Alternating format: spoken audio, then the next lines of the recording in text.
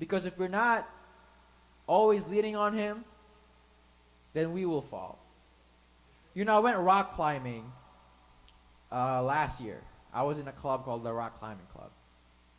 And for my first time, I was pretty good. Because there's levels, 0 through 7. Or in letters. There's levels. I got to level 3. To get to level 4, you need experience. Why? Because you need to lean on a rock a certain way. You need to put your weight on a rock a certain way that if you don't, you fall. So what does that tell us? That we need to lean on Him with our weight, with our whole being, so that we do not fall. Because if we're just holding on, try rock climbing and just hold on with your hand where you're not leaning with your weight on it. Your hand is weak. It's gonna fall. You're gonna let go.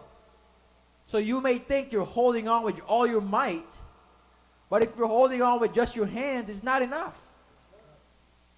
You have to put your whole weight in Him. All your whole being on Him. Every thought, confess to Him. Not just some parts. You don't get to pick and choose. Especially since He has given us a second life. He's supposed to be our master. He's supposed to know what a servant does at all times. Now, if a servant tries to hide from his master what he's doing, what is going to happen to that servant? He's going to get whipped. And maybe that's the reason why we get whipped sometimes. Huh? We try to hide from Almighty Yahweh what we're doing. We think we're hiding it. But the moment it enters our mind, if His Spirit is in us, the moment it enters our mind, He already knows it. Now He's just wondering, okay, is my son, is my daughter going to do this? Because He gave us free will, right? So the choice is up to us to kill that thought, or to let it grow. And the moment you chose to let it grow, it's when sin starts to grow. And maybe that's why we get whipped. Because we think we're safe in our minds, huh? We think we're safe when no one can see us. When no one can see that a child of the Most High or a witness of the Most High is doing something they shouldn't be doing. That doesn't just apply to you, it applies to me too. I don't have my family at Tulane. Whenever I tell my mom to buy me whiskey, she says, "Boy, what are you going to do with whiskey, huh?" I said, "Well, when I get home, I want to drink with Pops every now and then. Not because I want to bring it with me to Tulane and drink it with people there, no. See, I'm open. I'm open to what I want with my parents. Because I know if they pray for me, if the Spirit that is in them is in me too, that Spirit will tell on me. So what use is there in trying to hide, huh? Cassie? What use is there in trying to hide, huh? There's no use, especially since you live with them right now. Now, the Father's domain is the whole universe and above, and greater. We are literally in His hands. There's a song, right? We're in His hands. The whole world in His hands. So where can we hide? Nowhere. Not even our minds. We're not safe there. We've already surrendered that. Don't think that you own your mind. You have to know at all times what you'll let in your mind. Brother Isaac wrote a little pamphlet called What is Sin? And one of the passages in there is how sin grows. How you first entertain it in your heart, and you just keep entertaining it until you can't hold on to it anymore and you have to let it out. But why did you have to let it out in the first place? Because you played with it when you didn't have to. Now we know how that feels, right? We're not sinless. We know what sin is. We've done sin. So we can agree that that's how it works. That we play with it in our minds. And yes, sure, we have doubts. Oh, I shouldn't do this, da da da da da. But instead of killing it right there, we keep playing with it, thinking, I don't know. Maybe this time will be fine. No. When as a one who is trying to be perfect, as a child of the Most High who is supposed to be perfect, when it starts, it has to die. Now, Yeshua faced the same things. That's why he came as a man. So that he can see the temptations that we go through, the things that enter our minds as a curse of our flesh. And he went through it. And he said, the things that I did, you can do greater. And you know, we praise and shout on that oh, we can do greater than what Almighty Yah did. Well, what are you doing within yourself right now? He lived perfectly.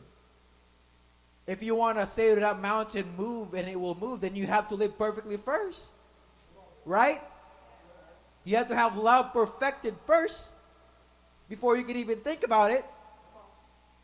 Now, when I told my dad, before I become a doctor, or when I become a doctor, you know, I hope that maybe one day, when I am one, I don't need to write a prescription for my patients. I can touch them, pray for them, and boom, they're healed, right? See, I said that when I was like what? 12, 13, 14? Boy, was I ignorant, huh? Because if I imagine it now and I think to myself, well, I don't know. Now that I know what requirements I have to go through for the Spirit to have its way within me like that, I don't know if I will ever say those words again. And just being honest, we know what it requires to do those things. We know it. Even, was it John or was it Peter who walked on water? Peter. Even Kepha, when Yeshua told him to come, he was afraid for a moment and he started drowning because he had doubt. Now he had a chance to be perfect like with Yeshua. But at the last moment, when there was a strong wind, he got scared. Maybe that's what happens with our faith, huh? At the last moment when we think we're about to get it, a doubt comes in and faith comes crashing down. That's all it takes. Because you know, I will confess, sometimes when I'm gonna pray healing to somebody, and me with all my knowledge, with all this medicine, with all what I find out on the books and whatnot, doubt creeps in, and boom, faith is gone. We can't let doubt win. Because if we are to be perfect, if we are to be different, then we can't have doubts like the rest of them.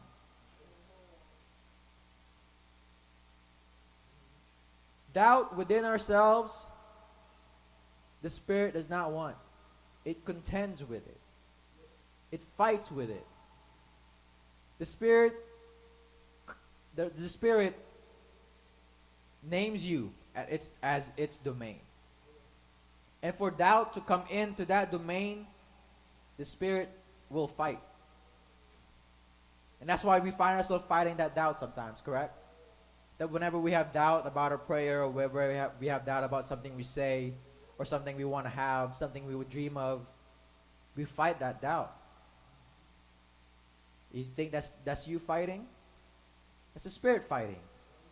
Because you belong to the Spirit. Remember, we have given ourselves already. Whatever we are, it's His.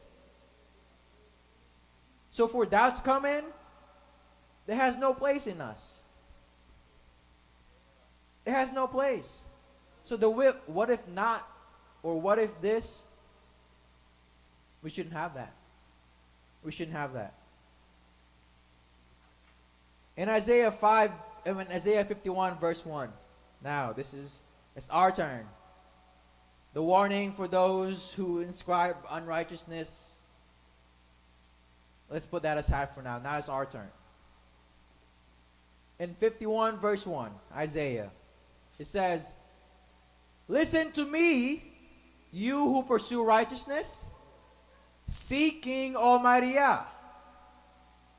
Now, the first phrase says, "You who pursue righteousness," and then a comma, and it says, "Seeking Almighty Yah." So, what does it mean to pursue righteousness? Seek Almighty Yah, right? I mean, it's basic. If you want righteousness, the first and foremost you need to seek is Almighty Yah. Now, what does it say for us to do? Come on, righteousness. What does it say? Somebody read. "Look unto Abraham your father, and unto Sarah." No. Oh, 51 verse 1. "Hearken to me, ye that follow after righteousness, ye that seek Yah. Look unto the rock, which ye are healed, and to the hole of the pit, where ye are dead." So, those who are us or pursuing Him, look where you came from. Look to the hole where He dug you out of. Huh? Do we know how mining works? Does any of us know how mining works? I have an idea. An ore in a rock, it's not like you can chip away the rock and you can get the ore. No. What they do sometimes, they have to melt the gold out of the rock. That's where we were.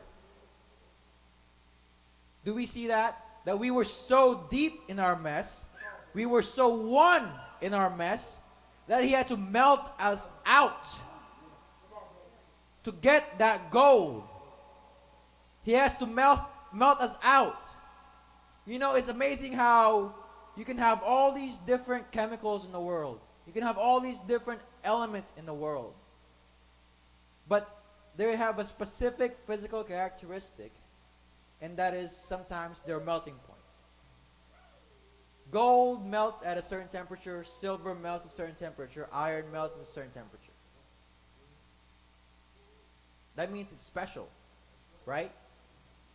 Now, we're all different people. We're all different children of the Most High. So the heat it takes to melt Mother Audrey is not the same as the heat it took to melt Mother Lita. So we can't compare. Even though the mess we were in, we may have been the same. How bad we were may have been the same. What it took to get us out is not always the same. But you have to go through the fire.